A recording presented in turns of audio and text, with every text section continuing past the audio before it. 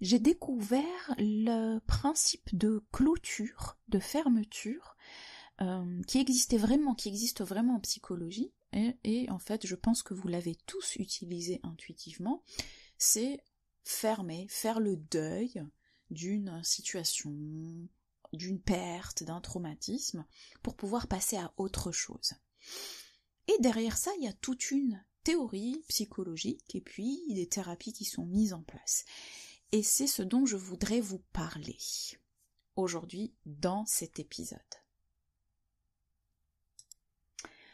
En fait, l'idée m'est principalement venue forcément en discutant avec plusieurs personnes, et en fait j'ai constaté que il y a toujours cette volonté d'arrêter de souffrir, enfin, ou plutôt cet espoir de pouvoir guérir, faire le deuil, la perte de quelque chose, une situation, une personne, peu importe, pour pouvoir arrêter de souffrir et passer à autre chose.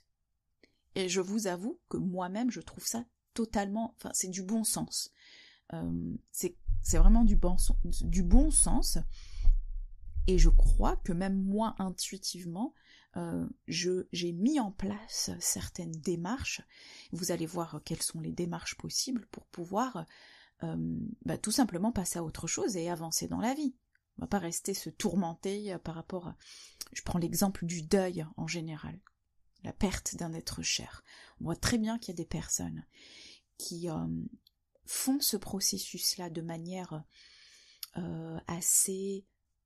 j'allais dire courte, mais de manière assez saine, de manière à ce qu'ils puissent passer entre guillemets à autre chose, sans que cette perte-là, en fait, l'impact psychologique de cette perte, les empêche d'avancer dans la vie. C'est-à-dire les maintiennent dans une sorte de douleur permanente, de tourment permanent, et que ça devienne tellement paralysant que ça touche, que ça s'étende sur toutes les sphères de sa vie personnelle, qu'il y a une sorte d'inertie totale qui est manifestée et qui se répercute en fait sur différents pans. Donc voilà, je me suis intéressée à ce processus-là et je pense que, comme je le dis au début, c'est totalement du bon sens que de vouloir fermer une porte, d'ailleurs symboliquement, on ferme, d'où le nom clôture, symboliquement on ferme une porte pour en ouvrir d'autres, n'est-ce pas? Donc ici, à travers ce petit épisode-là, je vais essayer de voir un petit peu d'où ça vient, quels sont les mécanismes qui sont mis en place, pourquoi on recherche tant cette clôture-là, qu'est-ce qu'il y a derrière, et puis je vous apporterai un petit peu mon point de vue, et surtout peut-être ce que ça cache.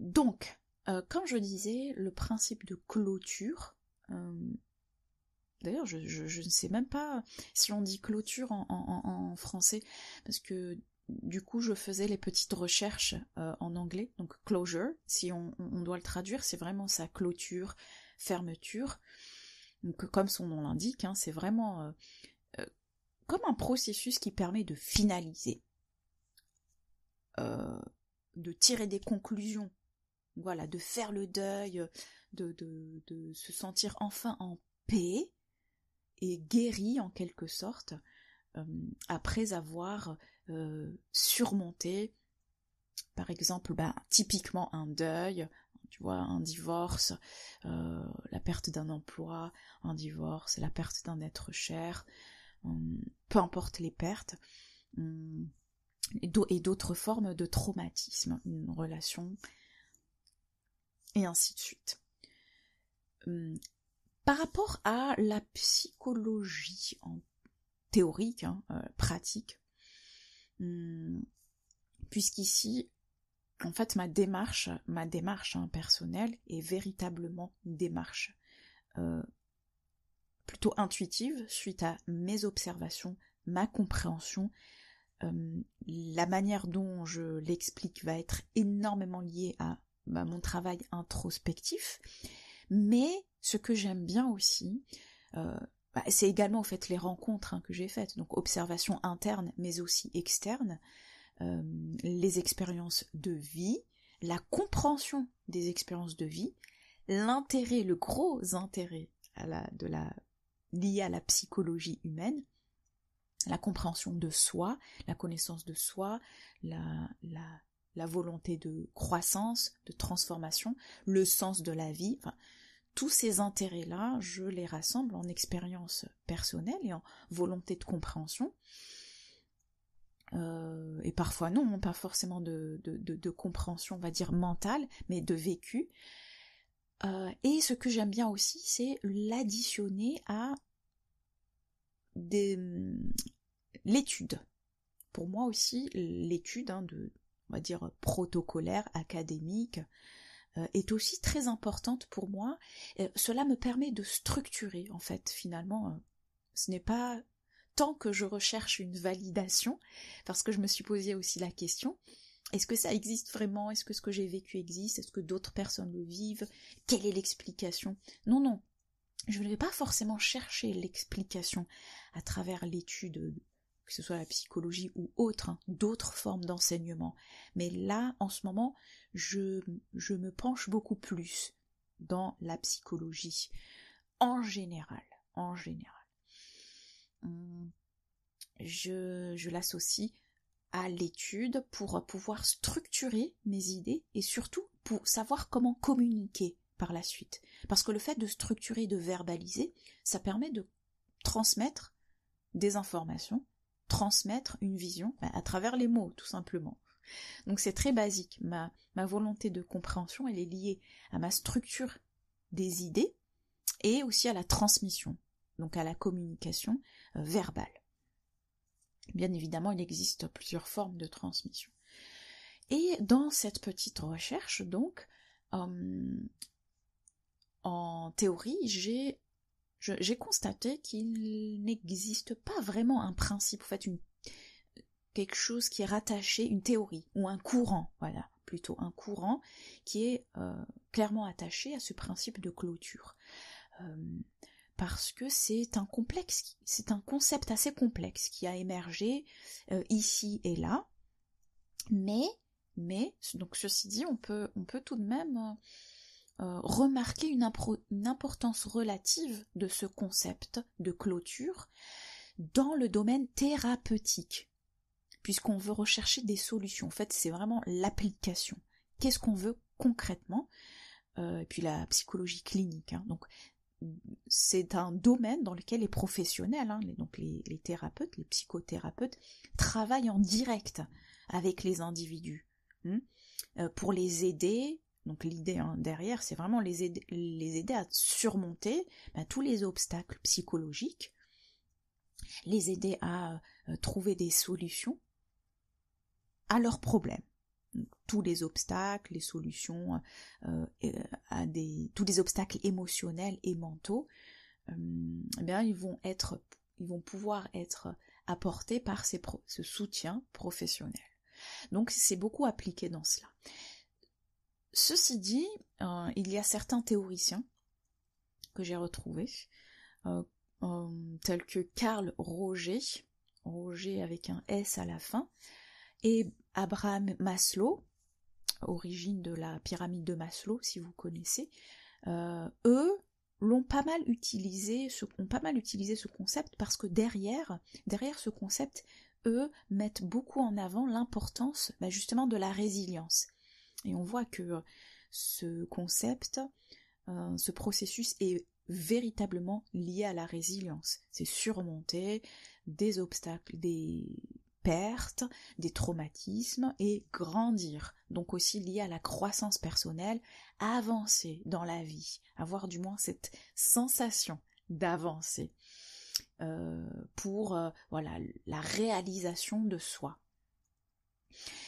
Et donc dans la pratique, il y a une partie de la psychothérapie qui utilise ce qu'on appelle la TCC, la thérapie cognitivo-comportementale, qui va axer la pratique sur, comme son nom l'indique, les comportements. Donc on va venir modifier les comportements, les pensées, pour pouvoir résoudre des problèmes, des traumatismes. Voilà. L'idée ici, c'est pas forcément de rechercher le sens, contrairement à une psychanalyse par exemple, on va rester d'où vient, c'est mon enfance, un peu le côté freudien, j'ai subi ça, j'ai eu ça, etc. C'est non plus rechercher le sens, mais là on veut du résultat, c'est-à-dire on va agir sur le comportement.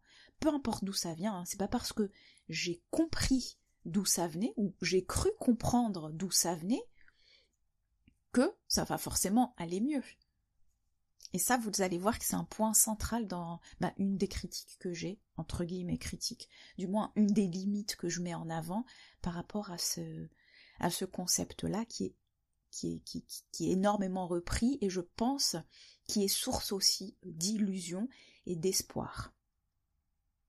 Bon, comme je vous l'ai dit, le principe de clôture en psychologie, voilà, pour résumer, c'est vraiment un élément essentiel pour surmonter les difficultés psychologiques, donc les difficultés émotionnelles et mentales qui sont liées à des deuils, des pertes, bien que son origine exacte ne puisse pas le raccrocher à un courant théorique, mais ça, on s'en fiche un petit peu.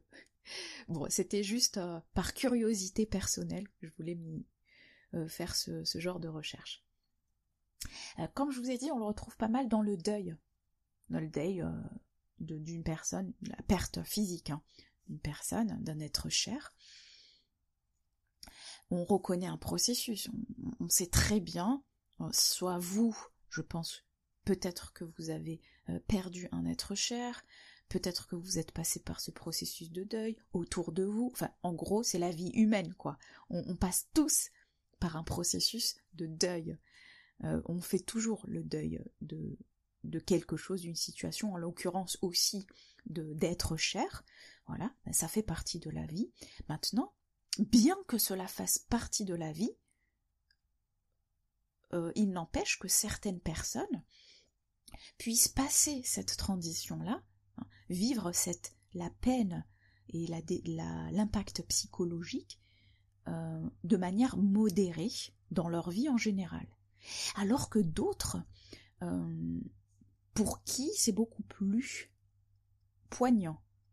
Donc l'impact psychologique d'un deuil, d'une perte, peut, chez certaines personnes, n'être jamais résolu. En gros, on peut ne jamais faire le deuil.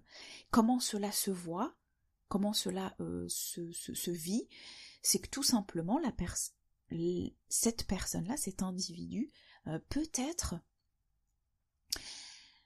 reste dans cette peine-là qui est associée à cette perte, c'est-à-dire elle pense à la personne, elle a toujours cette peine constante, on voit que cette peine dans le temps se transforme en dépression, qu'il y a des blocages dans sa vie, et que ça a un impact sur son bien-être général, sur ses relations, son travail, sa vie peut-être aussi même physique, sur l'ensemble des secteurs de sa vie. Et là, on peut dire qu'effectivement, cette personne-là, bien que peut-être elle soit passée par une thérapie ou autre, ou peut-être même pas, n'a pas su faire le deuil. Je pense qu'en général, c'est comme ça qu'on le reconnaît, ou que la personne le reconnaît en soi.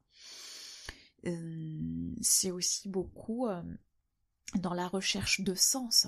On peut dire que la recherche de sens se caractérise beaucoup dans ce processus psychologique, est beaucoup caractérisé dans ce processus psychologique, qui est la clôture. C'est-à-dire que, imaginons qu'il vous arrive quelque chose, un choc, ou une situation, peu importe ce que c'est, et, en gros, vous cherchez à comprendre pourquoi c'est arrivé, pourquoi c'est produit, et comment ça a affecté votre vie. Je sais pas, vous savez, c'est souvent des changements brutaux. Je sais pas moi, la perte d'un emploi, une trahison, entre guillemets, la perte d'un être, enfin, l'arrêt brutal d'une relation, une rupture soudaine, un changement soudain dans la situation matérielle, peu importe. Et puis on va dire, mais qu'est-ce que j'ai fait au bon Dieu? Vous voyez, peut-être que vous connaissez ce genre de personnes qui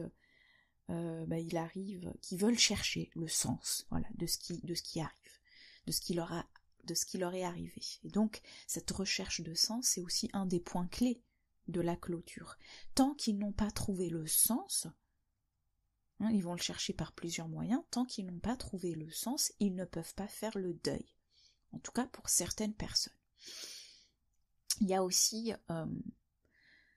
un autre point essentiel, c'est la volonté. Donc il y a des personnes qui ont cette caractéristique-là de vouloir, donc la volonté de résoudre des problèmes.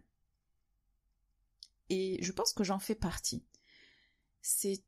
Je fais partie de ces personnes qui se disent « Bon, alors, face à chaque situation, chaque problème a sa solution. » Donc cette tendance à vouloir trouver une solution à chaque situation difficile pour pouvoir avancer.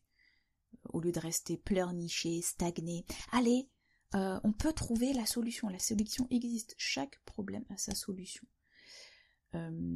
J'en fais partie. Donc ça, c'est aussi un des points clés dans la clôture. C'est vraiment faire trouver le CQFD. Et dans ce processus-là, un des autres points, je reviens à la recherche de solutions. Ça va être justement une de mes critiques, parce que je pense que derrière ça, il y a la volonté de contrôle. Pourquoi ? Tout simplement parce que il y a peut-être des situations qui n'ont pas de solution. Et comment on fait face à des personnes qui ont à peu près mon profil, qui veulent absolument trouver une solution, mais parfois non. D'où le phénomène ou l'application directe du lâcher prise. Parce que derrière ce qu'on veut, la volonté, c'est aussi un principe du contrôle. La volonté, donc c'est très bien parce que ça nous permet d'agir, d'exercer notre volonté, d'agir. Mais la volonté, parfois, n'est pas forcément toujours bénéfique. C'est toujours la mesure, l'équilibre, ou quand, comment utiliser. Parfois, lâcher prise est la meilleure solution face à une situation. Plutôt que de s'accrocher à avoir l'illusion du contrôle dans une situation difficile. La clôture, ça implique également la notion d'acceptation. Pourquoi ? Parce que, tout simplement, je pense que c'est intuitif. Le fait d'accepter les événements passés, mais les accepter vraiment, ça permet aussi de trouver un moyen de les intégrer dans notre histoire personnelle. Voilà, ça fait partie du passé. Ça fait partie de mon histoire, voilà, j'en ai tiré tel ou tel apprentissage sur moi-même par exemple, ou bien dans d'autres domaines, mais ça fait partie, voilà, je ne le renie pas, je ne le minimise pas, je ne le mets pas trop en avant, je ne l'utilise pas comme excuse à tout le mal-être que je peux ressentir, mais je l'accepte, voilà, c'est vraiment l'acceptation, c'est aussi un processus de résilience quelque part. Dans ce processus, on retrouve aussi l'acceptation de ressentir, voyez, de ressentir toutes ces émotions très désagréables, cette douleur, parfois cette souffrance qui est associée à une situation. Le fait d'accepter de ressentir durant un certain temps, c'est déjà un bon pas pour pouvoir se laisser aller, lâcher prise. Ça fait partie aussi de l'acceptation. Accepter de souffrir, simplement. Accepter de souffrir par rapport à une situation, c'est aussi peut-être une porte de sortie de cette situation-là. Mais c'est pas forcément toujours le cas. C'est pas mathématique. Ce n'est pas automatique. C'est pas il n'y a pas de lien de cause à effet. Ça me renvoie pas mal à bon, je vais peut-être exagérer, mais ça me renvoie pas mal à ces thérapies, coachs, etc., qui vous disent oui, il faut vivre l'émotion, vivez-la, c'est bien de la vivre, il ne faut pas la réprimer, ce qui est très juste. Et c'est comme ça qu'elle s'évacuera. Enfin, il y a plein de méthodes ou des choses, je pense, qui sont assez banales, voire contre-productives, qui n'aident absolument pas la personne. Ça veut rien dire. Une personne, par exemple, voilà, qui souffre, qui est en détresse émotionnelle, qui souffre d'un deuil. Oui, peut-être que sur le coup de lui dire oui, bah voilà, il faut vivre ton émotion, etc., pour pouvoir par la suite que tu ailles mieux. Enfin, je sais pas. En tout cas, je pense que c'est des choses. C'est un peu comme une personne qui a peur et à qui on dit, ben, n'aie pas peur. Enfin, peut-être l'exemple n'est pas forcément le meilleur, mais ce n'est pas parce qu'on vit l'émotion que c'est forcément un pas vers la résilience. On peut vivre l'émotion et puis la garder à long terme, que ça devienne un sentiment et que l'on n'en sorte jamais et qu'on reste dans cet état-là. Voilà, c'est plutôt ça que je voulais dire. Et puis aussi, je pense qu'il y a aussi la recherche de soulagement. Forcément parce que derrière, et je vais revenir plus tard, derrière il y a la promesse, je dis bien la promesse d'une guérison. C'est implicite, on ne vous dit pas lorsque vous entamez une thérapie ou autre, imaginons, ou quand vous prenez des conseils à droite à gauche ou même pour vous-même, derrière il y a l'espoir, la promesse de la guérison. Et qu'est-ce que ça veut dire guérison psychologique ? Ça veut dire arrêt de la souffrance. Donc la promesse, elle est quand même très forte. Et surtout, que ça reste une promesse. Qu'elle est absolument pas vérifiée. Et qu'elle peut devenir un mensonge. Donc promettre quelque chose dont on n'est pas sûr de réaliser, de donner, par exemple un thérapeute, un psychothérapeute, parfois c'est implicite et parfois ça vient avec des non-dits. Et qui dit qu'une fois que j'ai fait tout le travail nécessaire, tous les rituels, parce que parfois il y a des rituels à mettre en place pour, disons, symboliser la clôture, on est censé ressentir un soulagement, un apaisement et une capacité à avancer plus sereinement dans la vie. Alors je ne dis pas que c'est pas toujours le cas, ça peut être le cas. Mais dans d'autres cas, ce soulagement peut être un soulagement à court terme, tout simplement. Et que d'autres événements de la vie vont venir réactiver cette douleur, ce traumatisme, enfin du moins la perception de cette douleur qui est liée à ce deuil, cette perte, ce traumatisme. Donc, bien que le processus derrière, il peut être lent, difficile, il est nécessaire pour certaines personnes, encore une fois, nous sommes tous différents, donc une manière de faire pour une personne peut très bien fonctionner, mais la même manière ou la même méthode peut absolument pas fonctionner et être peut-être même contre-productive. Il y a certaines personnes qui vont plutôt s'isoler pour faire un travail de deuil eux-mêmes, donc de manière solitaire, de manière autonome, de manière introspective, qui n'auront pas forcément besoin, au contraire, qui auront justement besoin de se retrouver seuls pour pouvoir entamer ce processus et le vivre.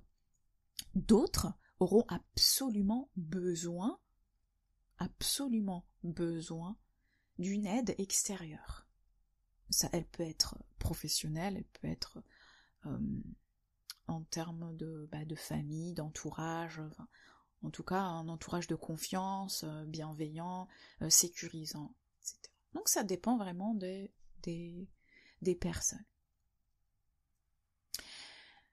Voilà, donc ça je pense que j'ai souligné plus ou moins les grands thèmes, les grands points qui sont liés à cette clôture, à ce deuil. Et je vais maintenant aborder ce que je pourrais appeler les limites, les critiques. Je les ai un petit peu abordées, en fait, je vais revenir dessus un petit peu de manière très personnelle. Donc par exemple, j'ai souligné le fait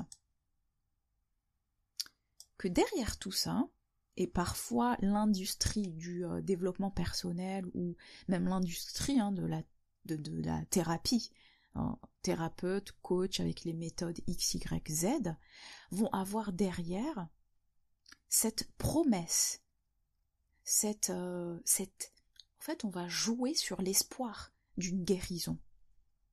Demain, tout ira mieux. C'est un peu la fin du conte de fées. Ils se marièrent et eurent de nombreux enfants. Ils eurent beaucoup d'enfants. Donc c'est la fin heureuse. C'est-à-dire que si tu appliques certaines méthodes, tu as la promesse d'aller mieux, tout simplement. Donc de te débarrasser de cette souffrance. Entre nous, la souffrance, je sais, moi ça a été douloureux de le réaliser, fait partie inhérente de la vie. Elle a sa fonction, de la vie humaine, dans cette dimension, dans cet espace-temps. Parce que peut-être à un autre niveau de conscience de l'humanité entière, la souffrance ne fera plus partie du tout ou du moins elle n'aura pas la même fonction dans la collectivité actuelle humaine. Donc voilà, en l'état actuel de la connaissance et de l'expérience, j'ai réalisé ou bien j'ai accepté ou je me suis ouverte à l'idée selon laquelle la souffrance n'est pas mauvaise, qu'elle a sa fonction, qu'elle fait partie inhérente de la condition humaine, et que de vouloir l'éviter ou la mettre sous le tapis n'est rien d'autre qu'une illusion. Alors, pourquoi je disais que derrière ça, t'avais beaucoup d'espoir? Il y a beaucoup d'espoir, et peut-être même parfois des mensonges et des abus. Des abus sous couvert de bienveillance et de bonnes intentions. Ça ne veut pas dire que les personnes, que les thérapeutes ou quoi que ce soit, aient des mauvaises intentions ou fassent du marketing mensonger. Non, non, non, parce que eux-mêmes croient vraiment et que ça peut être fonctionné sur eux, en tout cas durant une certaine période, que ça peut être fonctionné sur d'autres. Moi, je souligne le fait que derrière, il y a des choses qu'il faut aussi prendre en compte. Par exemple, si ce travail de deuil prend énormément de temps. Voilà, on ne sait pas, parce qu'on rentre dans ce travail, on ne sait pas combien de temps ça va prendre.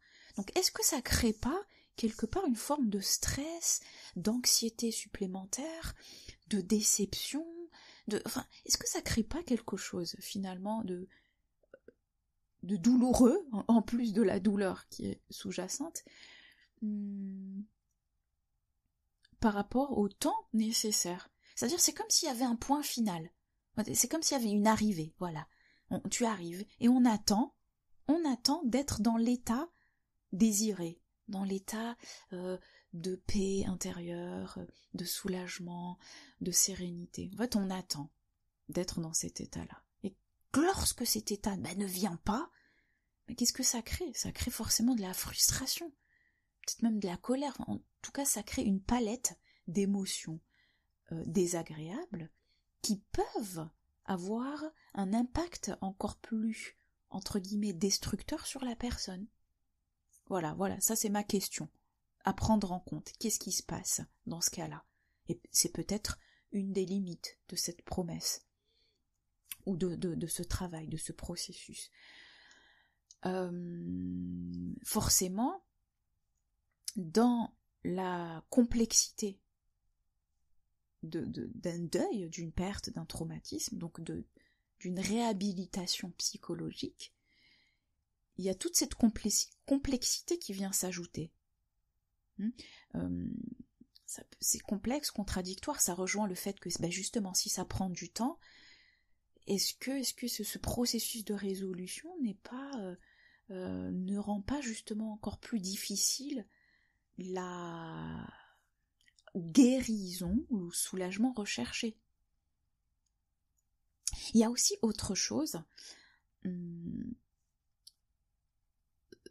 le fait, personnellement, moi ça m'arrive, ça m'est arrivé, comme je le disais tout à l'heure, plusieurs fois dans la vie, étant donné que j'ai un profil plutôt de recherche de solutions, de trouver toujours les solutions à un problème, qu'il soit d'ordre pratique ou autre, il y a toujours une réponse à tout, une solution à tout problème. Oui, mais la vie a fait que j'ai été secouée, et c'est très bien, j'ai été secouée par des gifles de réalité, si je puis dire, qui m'ont montré, ouvre les yeux, fait face à certaines réalités, qui me montrent que parfois il est impossible de trouver une solution. Il arrive que certaines situations ne puissent pas être résolues de manière satisfaisante. C'est ce qui rend difficile l'obtention de cette clôture, de ce soulagement-là. Et justement, ça peut avoir l'effet inverse. Ça peut créer d'autres types d'émotions. Exemple, la déception de soi. Je sais que personnellement, là j'ai pas d'exemple en tête, mais je sais que par expérience, à mon avis vous aussi ça vous est arrivé, je me dis j'ai tout fait pour trouver la solution, et puis j'avais l'image de moi d'une personne qui face à chaque obstacle trouve une solution, peu importe, mais trouver la solution. Et parfois il est arrivé qu'il n'y avait pas de solution, donc certainement j'avais associé une sorte d'estime de moi-même à cette capacité à rechercher, à trouver des solutions à des problématiques qui se posent, que ce soit internes ou externes pour moi, ou alors pour les autres, dans le cadre familial, dans le cadre des proches, même dans le cadre professionnel. Puisque justement, dans le cadre professionnel, j'ai été aussi amenée à aller dans cette direction-là, étant donné que c'est une de mes caractéristiques. Donc voilà, à souligner. Si on n'arrive pas à fermer la porte, si la porte ne se ferme jamais, comme on aurait voulu, qu'est-ce qui se passe? Quelles sont les autres émotions qui viennent s'ajouter? Qui finalement, on n'arrive jamais, entre guillemets, jamais à avoir l'effet attendu, à obtenir l'effet attendu. Avec toutes les déceptions, des attentes inhérentes à la fermeture de ce processus. Il y a aussi autre chose, c'est la résistance au changement. Et oui, on ne prend pas en compte forcément ce fait. Pourquoi? Si je clôt une situation difficile, pour certaines personnes, ça implique de faire face à des émotions très douloureuses et de sortir de ce qu'on pourrait appeler sa zone de confort, du connu. En gros, malheureusement, l'être humain peut se complaire dans un certain type de situation, aussi traumatisante, destructrice soit-elle. Parce que finalement, le connu, l'agréable, enfin, je peux dire l'agréable, même c'est un peu le principe de trouver le plaisir dans la douleur, mais je vais pas aller dans cette direction-là, je vais plus parler d'habitude. Comme on dit, l'être humain s'habitue à tout, et c'est malheureusement, ou enfin, pas forcément malheureusement, c'est comme ça, c'est juste. au meilleur comme au pire. Qu'est-ce que le meilleur, qu'est-ce que le pire? Disons que une certaine forme, par exemple, de destruction, ou de rester accroché à peut-être un statut de victime. Vous voyez, une statue de victime, on a toute l'attention. Peut-être que lors de la perte d'un être cher, comme par hasard à ce moment-là dans la vie, par rapport aux proches, etc., on a eu une énorme attention. Beaucoup d'attention, de soutien, etc. Et au fait, une écoute, une présence qui fait que finalement c'est bien, hein. Est-ce que si cette personne-là recherchait ça, ou peut-être qu'elle a pris l'habitude de cette attention-là qui la comble, à un moment donné, le fait de sortir de cela, de son statut de victime, imaginons, va faire en sorte que il y aura une perte d'attention. Et oui, il faut aussi le prendre en compte. Idem pour une maladie. Si on doit faire le deuil d'une maladie. Alors imaginons une guérison émotionnelle, ou bien un soulagement émotionnel lié à, disons, une guérison physique d'une maladie, typiquement un cancer, vous avez les maladies dégénératives, ou même peut-être chroniques. Eh bien, la personne, si elle avait l'habitude d'aller se plaindre chez son médecin, qui avait une oreille pour écouter, bon, c'est peut-être rare de nos jours, mais ça existe toujours, hein. Chez un autre thérapeute, chez la voisine, chez la belle-sœur, chez ceci, chez cela. En fait, cette personne-là est toujours en train de se plaindre et en fait, chacun la plaignait. Oh, ma pauvre, oh oui, ceci, oh oui, cela, oui, je suis incapable de faire ci. Donc, elle avait une certaine forme d'empathie, de compassion, et surtout aussi de plainte, qui fait que elle va résister au fait de se soulager, de changer, d'avancer, donc de prendre la responsabilité de ses émotions, plutôt que de les exposer comme pour trouver des excuses dans la vie en général. Je pense que on a tous connu une, voire plusieurs personnes comme ça, et peut-être même qu'on l'a été et qu'on l'est aussi, hein. Il faut s'observer, c'est très important de s'observer et de voir un petit peu les schémas sous-jacents de notre psychologie, tout simplement pour pouvoir grandir et mûrir et apprendre sur soi, pour pouvoir maîtriser certaines forces, certaines influences, parce que si on ne le fait pas, d'autres le feront, et ce ne sera pas forcément pour notre bien. Parenthèse à part. Il y a aussi une des limites, c'est... j'en parlais tout à l'heure. Bon, c'est pas vraiment une limite, mais parfois il y a un gros besoin de soutien. Donc, c'est pas forcément facile d'avoir en permanence un soutien émotionnel. Est-ce qu'on a, par exemple, un entourage qui puisse soutenir émotionnellement dans certaines phases? Est-ce qu'on a un entourage familial? Est-ce qu'on a accès aussi à la possibilité d'avoir accès à des psychothérapeutes qui nous correspondent pour pouvoir traverser ce processus de manière saine et constructive? Bon, là c'est pas vraiment un obstacle, mais ça peut l'être pour des personnes qui n'ont aucun soutien. Donc du coup, qui peuvent se renfermer, qui peuvent rentrer dans des formes de peut-être même de troubles à long terme, qui risquent de leur porter préjudice psychologiquement.